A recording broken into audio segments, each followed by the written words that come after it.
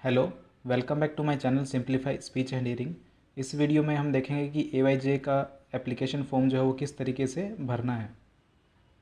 तो AYJ का जो एप्लीकेशन नोटिफिकेशन है वो उसके बारे में मैंने डिटेल वीडियो बना रखा है, जिसके अंदर उसके लास्ट डेट के बारे में, उसके कॉलेजेस कहाँ कहाँ पे हैं और उसके द्वारा कौन कौन से कोर्सेज़ करवाए जाते हैं, उन सब के बारे में मैंने वीडियो बना रखा है। अगर आपको वो वीडियो देखना है तो लिंक डिस्क्रिप्शन में है, आप वहाँ पर जाके देख सकते हैं। तो चलते हैं इसकी ऑफिशियल वेबसाइट पे, जहाँ पे हम जाएंगे AYJ NISST की वेबसाइट पे। वेबसाइट पे जाने के बाद हम यहाँ पे थ्री डॉट पे जाएंगे। थ्री डॉट पे हमें दिख रहा है एडमिशन एंड पोस्ट एडमिशन, यहाँ पे जाएंगे। इसके बाद हम जाएंगे online application and fees payment. यहाँ पे एक एक्सटर्नल वेबसाइट पे जाने के लिए बोलता है, तो वहाँ पे यस करेंगे। यस करने के बाद हम यहाँ पे देख रहे हैं तो एक नई वेबसाइट ओपन होके आती है। यहाँ पे हम बैचलर ऑफ ऑडियोलॉजी BSLP के लिए अप्लाई करेंगे, अप्लाई ऑनलाइन। उसके बाद यहाँ पे इन्फॉर्मेशन मांग रहा है, जो बेसिक डिटेल है, नाम, email address, phone number, password और कैप्चर कोड जो यहाँ पे अपने फिल करेंगे। अगर आपने आईडी पहले से बना रखी है तो यहाँ पे लॉगिन यूज़र नेम और पासवर्ड डाल के लॉगिन कर सकते हैं। तो हम एक नई आईडी क्रिएट करते हैं।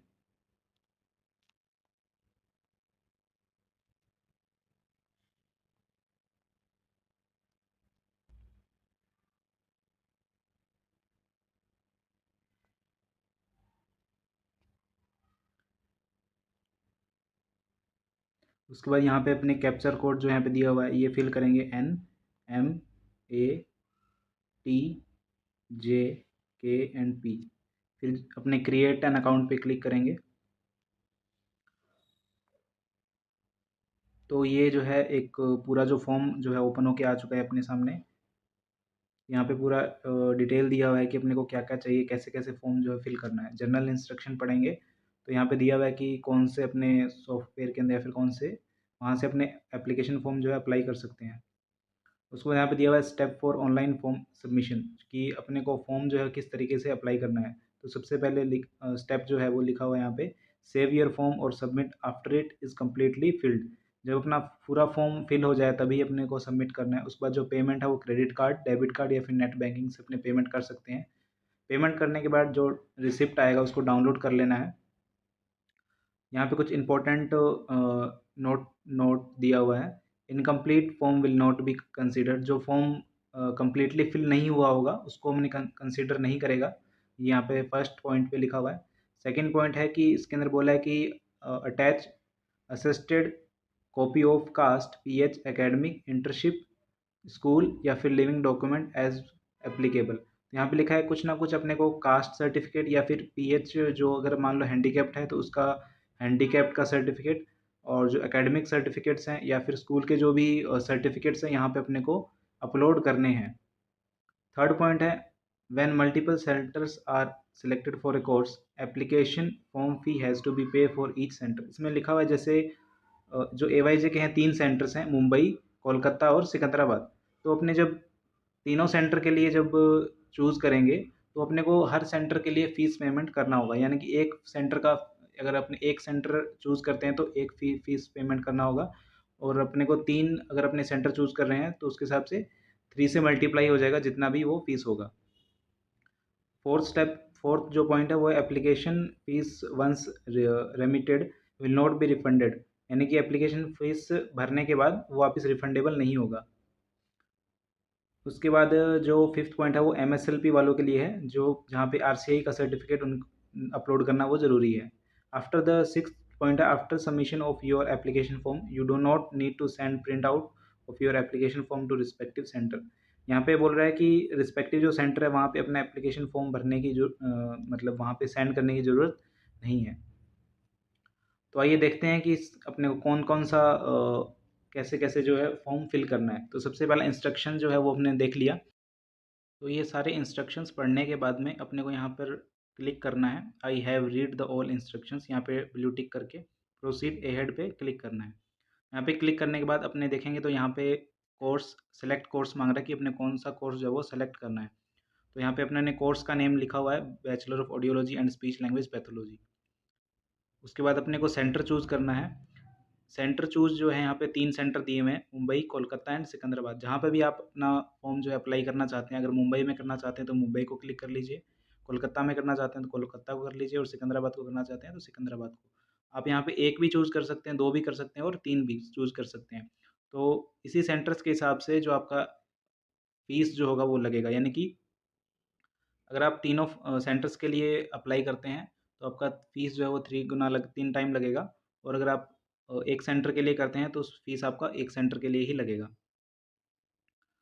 उसके बाद जो तीसरा चीज़ जो पूछ रहा है choice of entrance exam centre, यानी कि आप एग्ज़ाम सेंटर जो है वो कौन-सा चूज़ करना चाहते हैं, तो यहाँ पे अपने सेलेक्ट करके देखते हैं, तो यहाँ पे दिया हुआ है मुंबई, कोलकाता, सिकंदराबाद, नोएडा, जालना, गुवाहाटी, श्रीनगर, त्रिवेंद्रम, अहमदाबाद, भोपाल, चेन्नई और नागपुर। तो यहाँ पे आप जो भी सेंटर चूज़ करना चाहते हैं तो आप चूज़ कर सकते हैं। मैं यहाँ पे मुंबई चूज़ कर ले रहा हूँ और फिर प्रोसीड अहेड करना है। उसके बाद यहाँ पे पूरा डिटेल मांग रहा है अपने पास में, नाम, मिडल नेम क्या है, मदर नेम क्या है। तो यहाँ पे अपने को पूरा डिटेल जो है वो अपने को भर देना है, जो भी आपका डिटेल है।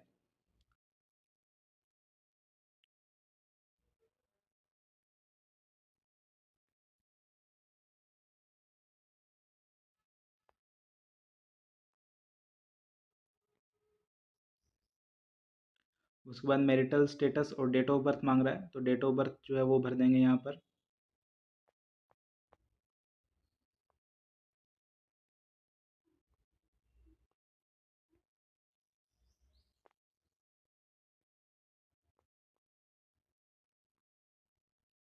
उसके बाद मैरिटल स्टेटस है, मैरिटल स्टेटस के अंदर मैरिड है फिर अनमैरिड है वो फिल करना है। उसके बाद जेंडर मेल या फिर फीमेल है आपको वो फिल करना है। उसके बाद आपकी कैटेगरी कौन सी है, ओबीसी, एसटी या फिर पीडब्ल्यूडी है या फिर ईडब्ल्यूएस है या फिर जनरल है या फिर अदर है। जो भी आपकी कैटेगरी होगी वो आप भर सकते हैं यहाँ पर। मैं यहाँ पे एक बार ऐसी ओबीसी भर दे रहा हूँ। उसके बाद अपने को लिखना है, देखना है इज़ फिजिकल हैंडीकैप्ड, क्या आप फिजिकली हैंडीकैप्ड हैं। अगर हैं तो यहाँ पे आपको आपका फिजिकली हैंडीकैप्ड का सर्टिफिकेट अपलोड करना होगा। अगर नहीं है तो नो चूज़ कर दीजिए। उसके बाद नेशनैलिटी, नेशनैलिटी के अंदर भरना है अपने को इंडियन। उसके बाद जो चीज़ दिखा रहा है वो है अपने पास ब्लड ग्रुप, अगर आपको पता है तो भर सकते हैं, अगर नहीं पता तो खाली छोड़ सकते हैं। उसके बाद कैंडिडेट का आधार कार्ड नंबर मांग रहा है यहाँ पर, कि आपका आधार कार्ड नंबर क्या है। उसके बाद कॉन्टैक्ट नंबर मांग रहा है। उसके बाद में पेरेंट्स जो है उनका फैमिली इनकम जो है वो कितना है वो मांग रहा है अपने पास में। अपने जो भी आपकी फैमिली इनकम एनुअल जो भी आपकी फैमिली इनकम होगी वो यहाँ पे आप भर सकते हो।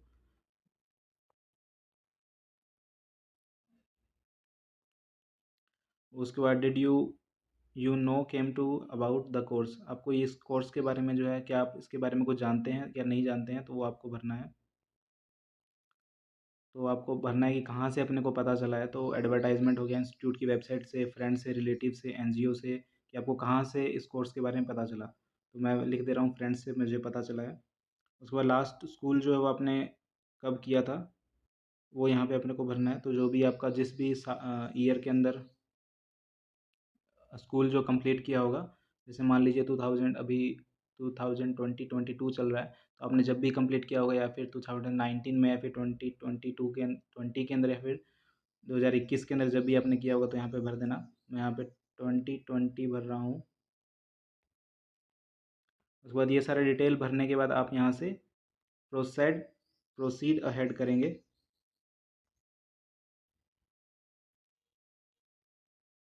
प्रोसीड अहेड करने के बाद थर्ड जो स्टेप है यहाँ पे अपने को पूरा एड्रेस मांग रहा है कि आपका एड्रेस क्या है, परमानेंट एड्रेस क्या है आपका, सिटी कौन सा है आपका, परमानेंट स्टेट कौन सा है, पिन क्या है आपका, उसके बाद कॉरस्पॉन्डेंस एड्रेस क्या है, उसके बाद पोस्टल पिन कोड क्या है, पेरेंट्स गार्डियंस का नेम वगैरह क्या है, रिलेशन टू विद स्टूडेंट क्या है, उसके बाद पेरेंट्स जो है वो कहाँ पे रहते हैं, पेरेंट्स का स्टेट क्या है, जो भी ये बेसिक डिटेल जो आपका रेजिडेंशियल जो भी डिटेल है ये सब मांग रहा है, तो आप ये फिल कर दीजिए।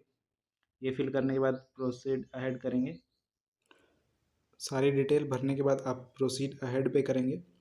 प्रोसीड अहेड पे करने के बाद यहाँ पे अपने को एकेडमिक डिटेल मांग रहा है। तो यहाँ पे एकेडमिक डिटेल के अंदर आपका 10th और 12th का एकेडमिक डिटेल मांगेगा, किस ईयर में आपने पास किया था, और 12th जो है आप अवेटेड में है या फिर आपने पास कर लिया है वो भी यहाँ पे पूछेगा। और जो 12th जो है वो अपने कौन से सब्जेक्ट से किया है, आर्ट्स से किया है, कॉमर्स से किया है, फिर साइंस से किया है। तो यहाँ पे कौन से ईयर में पास किया है, और उसके बाद में आपके ने मार्क्स जो है वो कितने ऑब्टेन किए हैं, और कितने में से कितना मार्क्स आया, परसेंटेज क्या है आपका, ये सारा जो है आपको फिल करना है कि बोर्ड या फिर यूनिवर्सिटी जो है वो कौन सी बोर्ड से आपने जो 12th और 10th जो है वो पास किया, वो यहाँ पे फिल कर भर देंगे। तो पूरी डिटेल भरने के बाद प्रोसीड हेड पे करेंगे। तो जो नेक्स्ट स्टेप निकल के आ रहा है, वहाँ पे अपने को डॉक्यूमेंट अपलोड करना है। डॉक्यूमेंट के अंदर क्या अपलोड करना है, आपको अपना फोटोग्राफ अपलोड करना है और सिग्नेचर जो है वो उसको अपलोड करना है। तो यहाँ पे आप अपना स्कैन किया हुआ फ़ोटो और स्कैन किया हुआ जो सिग्नेचर है वो यहाँ पे अपलोड करना है। और अपलोड करने के बाद डिक्लेरेशन प्रोसीड अहेड पे करेंगे। वहाँ पे डिक्लेरेशन मांगेगा, डिक्लेरेशन पे आप टिक कर देंगे। टिक करने के बाद आपको फ़ीस पेमेंट के लिए ऑप्शन मिलेगा, वहाँ पे आप फ़ीस पेमेंट करेंगे। करने के बाद आपका एप्लीकेशन फॉर्म सबमिट हो जाएगा। सबमिट होने के बाद आप अपना जो फॉर्म का जो प्रिंट आउट लेकर रख सकते हैं। अगर आपने आईडी बना रखी है और आप लॉगिन करना चाहते हैं, तो यहाँ पर आप अपना यूज़र नेम की जगह अपना जो ईमेल एड्रेस है वो यहाँ पे डालेंगे आप।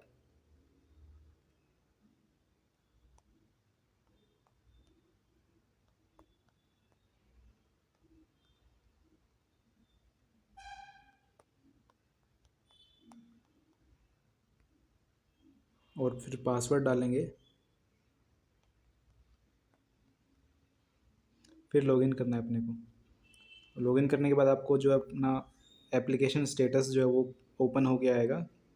यहाँ पे आपको दिया हुआ है एप्लीकेशन फॉर्म नंबर क्या है आपका, आपने कौन सा कोर्स चूज़ किया है, उसके बाद आपका जो एप्लीकेशन स्टेटस है वो कंप्लीट कर है कि कंप्लीट नहीं हुआ है। तो अभी कंप्लीट नहीं हुआ है, तो यहाँ पे लिखा हुआ है कंप्लीट नाउ।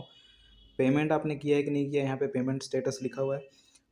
उसके बाद अगर आपको पेमेंट में कुछ एडिट करना है, तो यहाँ पे आप रिक्वेस्ट कर सकते हैं। अगर आपने फॉर्म कंप्लीट नहीं किया तो यहाँ पे कंप्लीट नाउ पे क्लिक करके आप कंप्लीट करेंगे।